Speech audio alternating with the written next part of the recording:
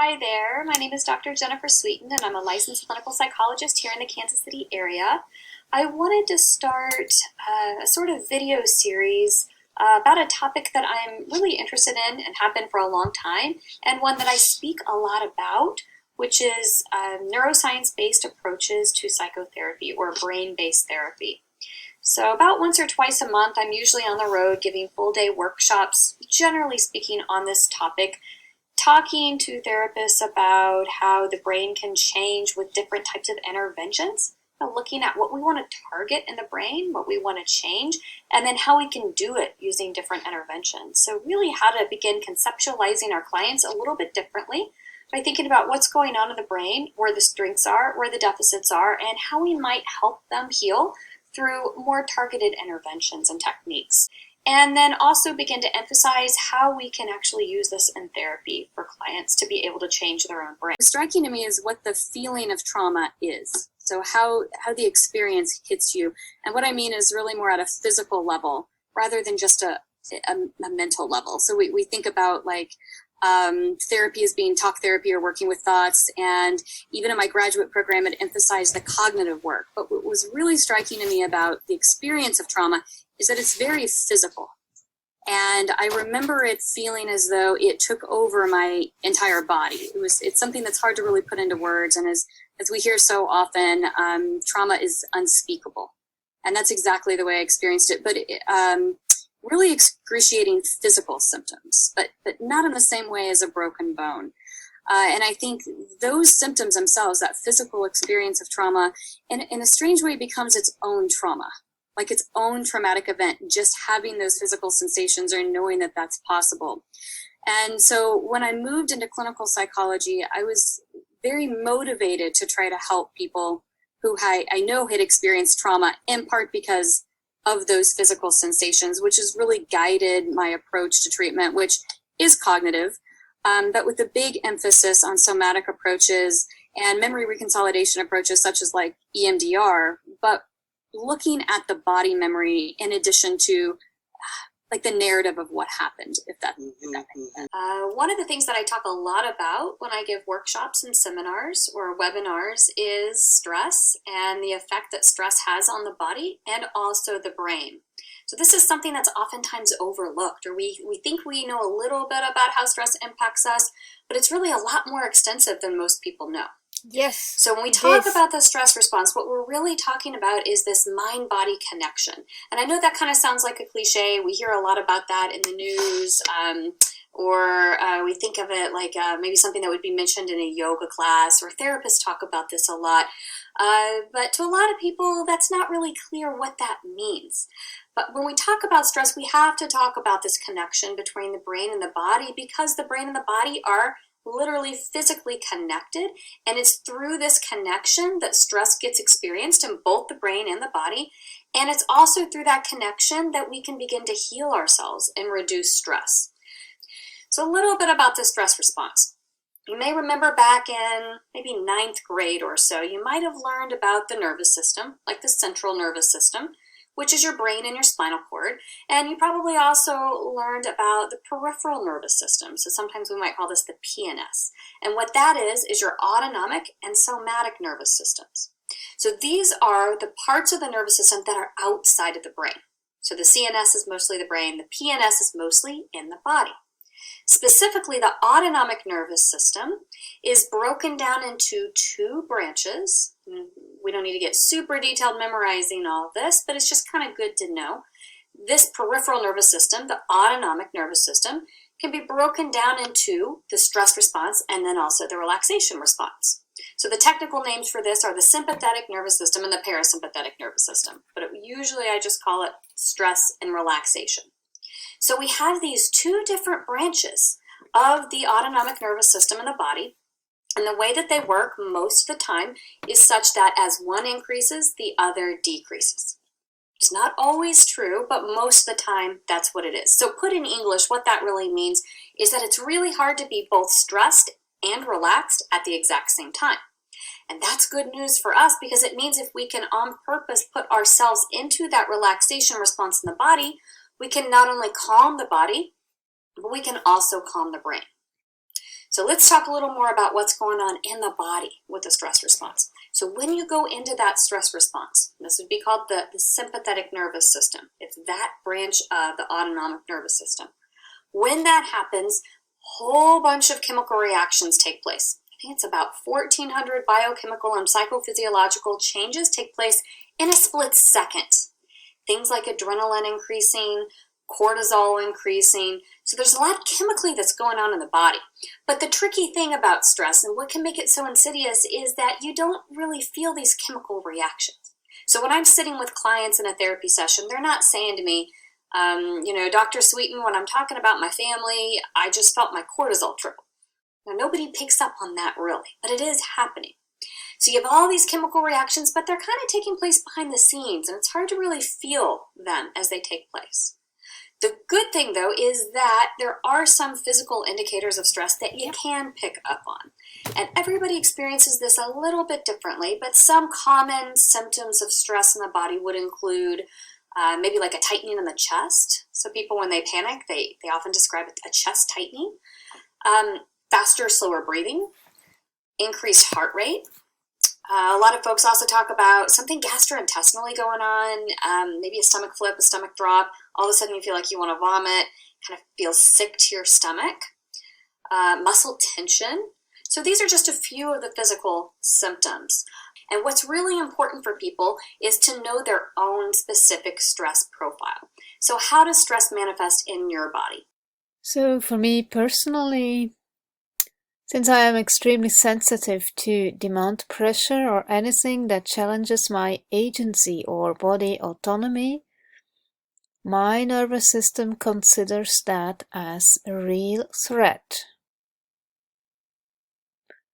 My guess is my nervous system is thoroughly dysregulated.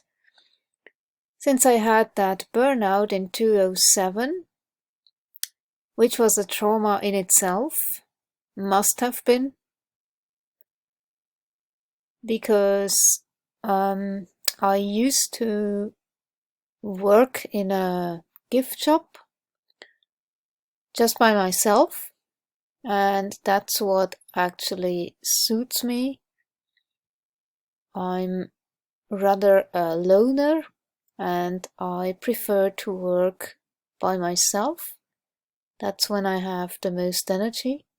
However, then that boss I worked for at the time, it's actually a chain of gift shops, and that boss had the not so genius idea to put me into the biggest store they have, with 3 people present all the time. And yeah, that's what was the final straw to break the camel's back. Before that, I was okayish. I was running marathons once a year and running on a regular basis. And I was back then a vegetarian. But it was okay. But as soon as I had to work with 2 people more present all around me all day, this was the energy killer. And I told my boss, this is too much, I cannot handle it. She didn't listen. She said, oh, it's all in your head. You imagine this. God damn it, I hate people who don't listen, who ignore you, who just sweep it under the rug. Yeah, so that's what triggered that burnout. Fuck her, the stupid boss. She was such a psychopath, actually. Anyway, by the way, it was actually a cult I was in for 10 years, so probably that's an additional stressor. So the whole makeup of this environment for sure was a stressor. Yeah, but the burnout, it triggered something. So after meals, I fell asleep almost every time. I was dead tired after every meal. And once I had a real worrisome catatonic episode in the basement. I was all by myself, nobody around. That's when it came over me. I just sat on a box and suddenly I couldn't move, I couldn't talk, and I think it lasted for about 30 minutes or so, and from that moment on I was exercise intolerant and summer heat intolerant. It must have ruined something. Something just switched. I cannot explain it exactly, but since then I have those additional symptoms. Before that it was fatigue, but it was not really that much of an issue. I just didn't feel energetic. Probably I was anemic because I was a vegetarian too, so who knows, but I was still capable to do a lot of sports. That was never an issue. And then after that catatonic state I was in, after that something happened. So when I walk upstairs, my calves kind of cramp up and hurt.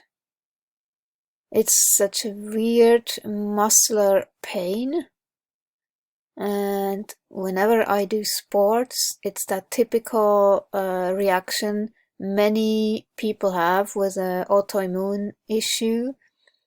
You just feel drained, you feel exhausted, you have fibromyalgia-like pain, you get migraines, and you take a long time until you recover from just a little bit of exercise. And then there is the heat intolerance every summer.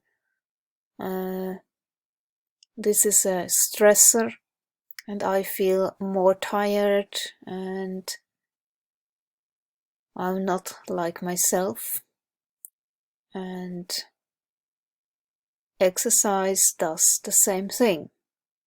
And I have more migraines during that time, and I get migraines from exercise, so yeah, it's no fun to exercise, so I don't. And I just take a walk, which doesn't make me sweat, and that's the only exercise my body can tolerate. Yeah, and then this demand pressure can really push me over the edge very quickly, and I feel such incredible rage. And that's a fight response. It's a fight response. That's nothing else. And my body overreacts. And then I start to tremble, even my hands and legs. And then I can't speak coherently. And there's like a chain reaction. So it's very clear when I am stressed. My body shows it so clearly. So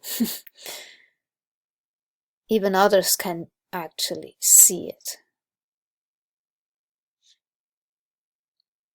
And my goal is still to find a way to regulate my nervous system so those symptoms are not so strong anymore. So I can tell you, for me, where my stress is sort of like at the pit of my stomach, and when that adrenaline increases, I feel this sort of a drop. And that's a good indication for me, that sick feeling that I've gotten really stressed. So we all pick up on these different components of the stress response in the body. And all of this, it's very, very distressing when you feel stressed. It doesn't feel good. But know that all of it is really supposed to be good for you. The reason we were wired for this is for survival, so that we could essentially mobilize our resources and get ready to fight or to run away from whatever the threat is. So we go into this stress response because it's supposed to help protect us. And we think it has, as evidenced by the fact that we're still here as a species, so we know it does something good for us. But it doesn't feel very good physically. But each little piece of this physical response plays a role. It has a purpose. So for instance, that stomach drop that I was talking about that I feel, and then I mentioned the muscle tension. What's actually happening with that is that when I get stressed, my blood very quickly exits my digestive system and it goes to my extremities. That's what causes the muscle tension. The whole logic behind this is that if you're going to fight a bear, you don't need to digest lunch. Yes, right? exactly. You So need to you make sure cannot that you can survive digest that situation. when you are stressed. So this is all really adaptive, but again, it's distressing. And where it becomes actually harmful to your health is if you stay in this response when you're not actually facing a life-threatening stressor, which is most of the case in our lives, where we have these stressors, modern day, that no doubt that they're stressful, but they're not necessarily life-threatening. So think about having a toxic boss, bullying coworkers, or what about a bad marriage? How long does that last? We have these stressors that can last a really, really long time that are stressful, but not really life-threatening. But what you need to know is that your body and your brain are still responding to them a lot of times as if they are life-threatening. Yes, exactly. So what it means is that we have this really heightened stress response in response to modern day stressors that we don't necessarily need to have because our lives aren't being threatened maybe in the same way on a daily basis as way back when.